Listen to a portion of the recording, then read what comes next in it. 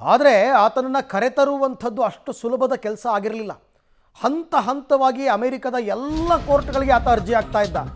ಏನೇ ಆದರೂ ತಾನು ಭಾರತಕ್ಕೆ ಹೋಗಬಾರ್ದು ಅನ್ನೋ ಲೆಕ್ಕದಲ್ಲಿ ಆತನಿಗೆ ಗೊತ್ತಿತ್ತು ಭಾರತಕ್ಕೆ ಬಂದ ಮೇಲೆ ಏನಾಗುತ್ತೆ ಅಂತ, ಒಂದು ಅಂದಾಜಿತ್ತೋ ಏನೋ ಗೊತ್ತಿಲ್ಲ. ಹಾಗಾಗಿ ಅಷ್ಟೆಲ್ಲ ಮಾಡಿದ್ರೂ ಕೂಡ ಅಮೆರಿಕ ಸರ್ಕಾರ ಅದಕ್ಕೆ ಒಪ್ಪಿಗೆ ಕೊಡ್ತು ಹಸ್ತಾಂತರ ಮಾಡೋದಕ್ಕೆ. ಆದರೆ ಭಾರತಕ್ಕೆ ಹಸ್ತಾಂತರ ತಪ್ಪಿಸ್ಕೊಳ್ಳೋದಕ್ಕೆ ರಾಣಾ ಹೈ ಡ್ರಾಮಾ ಮಾಡಿದ್ದ. ಅನೇಕ ಆರೋಗ್ಯ ಕಾರಣಗಳನ್ನು ಕೊಟ್ಟು ಅದನ್ನು ತಡೆ ಮಾಡೋದಕ್ಕೆ ಅವಿರತ ಪ್ರಯತ್ನವನ್ನು ಮಾಡಿದ್ದ. ಯಾವುದೂ ವರ್ಕೌಟ್ ಆಗಲಿಲ್ಲ. ಕೊನೆಗೆ ನಾನು ಪಾಕ್ ಮುಸ್ಲಿಂ, ಭಾರತ ಚಿತ್ರಹಿಂಸೆ ನನಗೆ ಕೊಡಬಹುದು ಹಾಗಂತ ಲಾಸ್ ಏಂಜಲೀಸ್ನ ಮೆಟ್ರೋಪಾಲಿಟನ್ ಡಿಟೆನ್ಷನ್ ಸೆಂಟರ್ನಲ್ಲಿ ಇದ್ಕೊಂಡೇ ಆತ ಕಸರತ್ತು ಮಾಡಿದ್ದ.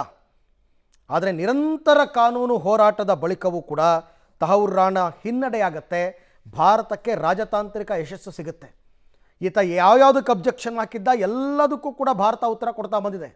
ಅದನ್ನು ಅಮೆರಿಕ ಕೋರ್ಟ್ ಒಪ್ಕೊಂಡಿದೆ ಹೌದು ಅಂತ. ಹಾಗಾಗಿ ಆತನನ್ನು ಹಸ್ತಾಂತರ ಮಾಡುವಂತಹ ನಿರ್ಧಾರಕ್ಕೆ ಬಂತು. ಅವನು ಹೇಳ್ತಾ ಇದ್ದಂತೆ, ನನ್ನ ಆರೋಗ್ಯ ಕಳಪೆಯಾಗಿದೆ, ಇದನ್ನು ಬಹಳ ವಾದಿಸ್ಬಿಟ್ಟ ಆತ. ಹಲವಾರು ಬಾರಿ ಹೃದಯಾಘಾತದಿಂದ ಬಳಲಿದ್ದೇನೆ.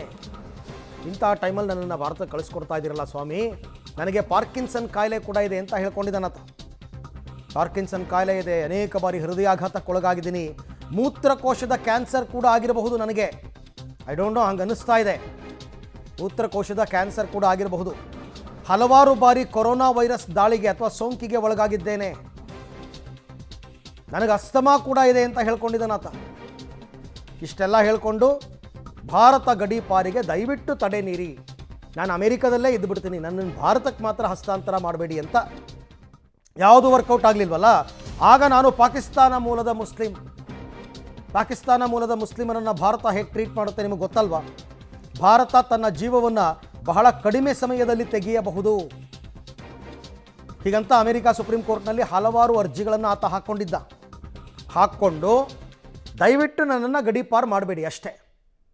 ಈ ಬಗ್ಗೆ ಕೂಡ ಮತ್ತಷ್ಟು ಮಾಹಿತಿ ನನ್ನ ಕೊಲೀಗ್ ಶಬೀರ್ ಅವರನ್ನು ಪಡ್ಕೊಳ್ಳೋಣ. ಶಬೀರ್, ಈಗ ಆತ ಹಂತ ಹಂತವಾಗಿ ಬೇರೆ ಬೇರೆ ಕೋರ್ಟ್ಗಳಿಗೆ ತನ್ನ ಆರೋಗ್ಯದ ಬಗ್ಗೆ ಹೇಳ್ತಾ ಹೋಗ್ತಾನೆ. ಅಮೆರಿಕದಲ್ಲಿ ಹೃದಯಾಘಾತ ಆಗಿದೆ, ಪಾರ್ಕಿನ್ಸನ್ ಇದೆ, ಮೂತ್ರಕೋಶದ ಕ್ಯಾನ್ಸರ್ ಇದೆ ಎಲ್ಲ ಹೇಳಿ ಕೊನೆಗೆ ನಾನು ಪಾಕಿಸ್ತಾನದ ಮುಸ್ಲಿಮ್ಮು, ಭಾರತ ನನ್ನ ಜೀವ ಬೇಗ ತೆಗಿಬೋದು, ಇಷ್ಟೆಲ್ಲ ಮಾಡಿದ್ರೂ ಕೂಡ ಅಮೆರಿಕ ಆತನನ್ನು ಹಸ್ತಾಂತರ ಮಾಡೋದಕ್ಕೆ ಒಪ್ಕೊಂಡಿದ್ದು ಹೇಗೆ, ಭಾರತಕ್ಕೆ ಯಶಸ್ಸು ಸಿಕ್ಕಿದ್ದು ಹೇಗೆ ಅಂತ?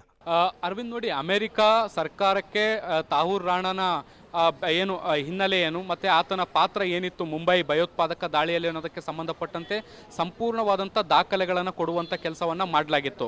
ಈ ಒಂದು ದಾಖಲೆಗಳ ಆಧಾರದ ಮೇಲೆ ಅಮೆರಿಕ ಸರ್ಕಾರ ಕೂಡ ನಿರ್ಧಾರ ಮಾಡಿತ್ತು, ಆತನನ್ನು ಹಸ್ತಾಂತರ ಮಾಡುವ ಆದೇಶಕ್ಕೆ ಸಹಿ ಕೂಡ ಹಾಕಿತ್ತು.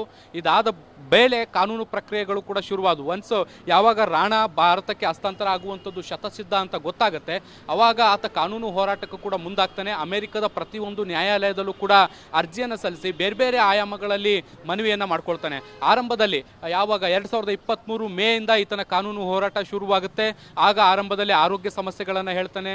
ನನಗೆ ಹಾರ್ಟ್ ಅಟ್ಯಾಕ್ ಆಗಿದೆ, ಕೋಶ ಸಂಬಂಧಿ ಕಾಯಿಲೆಗಳಿದ್ದಾವೆ, ಅಸ್ತಮಾ ಇದೆ, ಕೊರೋನಾ ಆಗಿದೆ, ಈ ರೀತಿಯಾದಂಥ 108 ಆರೋಗ್ಯ ಸಮಸ್ಯೆಗಳನ್ನು ಹೇಳಿ ಭಾರತಕ್ಕೆ ಹಸ್ತಾಂತರ ಆಗುವಂಥದ್ದನ್ನು, ಗಡಿಪಾರು ಆಗುವಂಥದ್ದನ್ನು ತಡೆಯುವಂಥ ಎಲ್ಲ ಪ್ರಯತ್ನಗಳನ್ನ ಮಾಡ್ತಾನೆ. ಸುಪ್ರೀಂ ಕೋರ್ಟ್ವರೆಗೂ ಕೂಡ ತನ್ನ ವಾದವನ್ನು ಮುಂದಿಡುವಂಥ ಕೆಲಸವನ್ನು ಮಾಡ್ತಾನೆ. ಯಾವ ಹಂತದಲ್ಲೂ ಕೂಡ ಕೋರ್ಟ್ ಆತನ ವಾದವನ್ನು ಒಪ್ಪೋದಿಲ್ಲ. ಯಾಕೆ ಅಂದರೆ ಭಾರತ ಅದಕ್ಕೆ ಬೇಕಾದಂತಹ ಪೂರಕವಾದಂಥ ಎಲ್ಲ ದಾಖಲೆಗಳನ್ನು ಕೂಡ ಕೋರ್ಟ್ ಮುಂದೆ ಹಾಜರುಪಡಿಸುವಂಥ ಕೆಲಸವನ್ನು ಕೂಡ ಮಾಡಲಾಗಿತ್ತು. ಇದ್ರ ಜೊತೆಗೆ ಸುಪ್ರೀಂ ಕೋರ್ಟ್ಗೆ ಇತ್ತೀಚೆಗೆ ಏಪ್ರಿಲ್ 7ನೇ ತಾರೀಕು ಬಂದಂಥ ಸಂದರ್ಭದಲ್ಲೂ ಕೂಡ ರಾಣಾ ಸುಪ್ರೀಂ ಕೋರ್ಟ್ ಮುಂದೆ ಅಮೆರಿಕದ ಸುಪ್ರೀಂ ಕೋರ್ಟ್ ಮುಂದೆ ಒಂದು ವಾದವನ್ನು ಮಂಡಿಸ್ತಾನೆ. ನಾನು ಮೂಲತಃ ಪಾಕಿಸ್ತಾನದ ಮುಸ್ಲಿಂ ಪ್ರಜೆ ಆಗಿದ್ದೀನಿ, ಭಾರತಕ್ಕೆ ಹೋದರೆ ನನ್ನ ಜೀವಕ್ಕೆ ಗ್ಯಾರಂಟಿ ಇರಲ್ಲ, ಅಲ್ಲಿ ನನ್ನನ್ನು ಭಾಳಷ್ಟು ಹೀನಾಯವಾಗಿ ನಡೆಸ್ಕೊಳ್ಬಹುದು, ನನ್ನ ಜೀವಕ್ಕೆ ಆಪತ್ತಿದೆ ಅನ್ನುವಂಥ ನಿಟ್ಟಿನಲ್ಲೂ ಕೂಡ ವಾದಿಸುವಂಥ ಕೆಲಸವನ್ನು ಮಾಡ್ತಾನೆ. ಆದರೆ ಈ ದಾಖಲೆಗಳೇನಿತ್ತಲ್ಲ, ಮುಂಬೈ ಭಯೋತ್ಪಾದಕ ದಾಳಿಯಲ್ಲಿ ಆತನ ಪಾತ್ರ ಏನು ಅನ್ನೋದಕ್ಕೆ ಸಂಬಂಧಪಟ್ಟಂತೆ ದಾಖಲೆಗಳೇನು ಭಾರತ ಕೊಟ್ಟಿತ್ತಲ್ಲ, ಆ ಎಲ್ಲ ಅಂಶಗಳನ್ನು ನೋಡಿ ಮತ್ತು 2 ದೇಶಗಳ ರಾಜತಾಂತ್ರಿಕ ಮಾತುಕತೆಯ ಮೂಲಕ ಇದು ಒಪ್ಪಂದ ಆಗಿರುವಂಥದ್ದು. ಹೀಗಾಗಿ ಕೋರ್ಟ್ ಈ ವಿಚಾರದಲ್ಲಿ ಮಧ್ಯಪ್ರವೇಶ ಮಾಡಲಿಕ್ಕೆ ಒಪ್ಪೋದಿಲ್ಲ. ಹೀಗಾಗಿ ರಾಣಾ ಹಸ್ತಾಂತರ ಆದೇಶ ಏನಿತ್ತು ಅದು ಸರಿಯಾಗಿದೆ ಅನ್ನುವಂಥ ನಿಟ್ಟಿನಲ್ಲಿ ಎತ್ತಿಡಿಯುವಂಥ ಕೆಲಸವನ್ನು ಕೂಡ ಅಮೆರಿಕದ ಕೋರ್ಟ್ಗಳು ಮಾಡಿತ್ತು. ಅರವಿಂದ್, ಥ್ಯಾಂಕ್ ಯು ಶಬೀರ್, ತಮ್ಮ ಎಲ್ಲ ಮಾಹಿತಿಗೆ ಧನ್ಯವಾದ. ಈ ಸಂದರ್ಭದಲ್ಲಿ ನಾವು ನೆನಪಿಸ್ಕೋಬೇಕಾಗಿರೋದು ರಾಷ್ಟ್ರೀಯ ಭದ್ರತಾ ಸಲಹೆಗಾರ ಅಜಿತ್ ದೋವಲ್ ಅವರನ್ನು.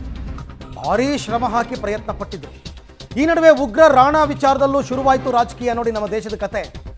ಜಾಗತಿಕ ಮಟ್ಟದ ರೀತಿ ವಿಚಾರಣೆ ನಡಿಬೇಕು ಅಂತ SP ಅಂತೆ. ಅಯ್ಯೋ, ನ್ಯಾಯಸಮ್ಮತ ವಿಚಾರಣೆಗೆ ಶರದ್ ಪವಾರ್ ಬಣದ ಎನ್ಸಿಪಿ ಒತ್ತಾಯ ಅಂತ. ಮುಂಬೈ ನರಮೇಧದ ಸಂಚುಕೋರನ ವಿಷಯದಲ್ಲೂ ರಾಜಕೀಯ ರಾಡಿ. ಕಸಬ್ ವಿಚಾರದಲ್ಲಿ ಮಾಡಲಿಲ್ವಾ? ಕಸಬ್ ವಿಚಾರದಲ್ಲಿ ಕಸಬನ್ನ 2 ವರ್ಷ ಸಾಕಿ ಸಲಹೆ ಎಲ್ಲ ಮಾಡಿ ಬಿರಿಯಾನಿ ಕೊಟ್ಟು ಲಾಯರ್ ನೇಮಿಸಿ ಅವನನ್ನೂ ಬಚಾವ್ ಮಾಡೋ ಪ್ರಯತ್ನಗಳು ನಮ್ಮ ದೇಶದಲ್ಲಿ ನಡೆದಿತ್ತು.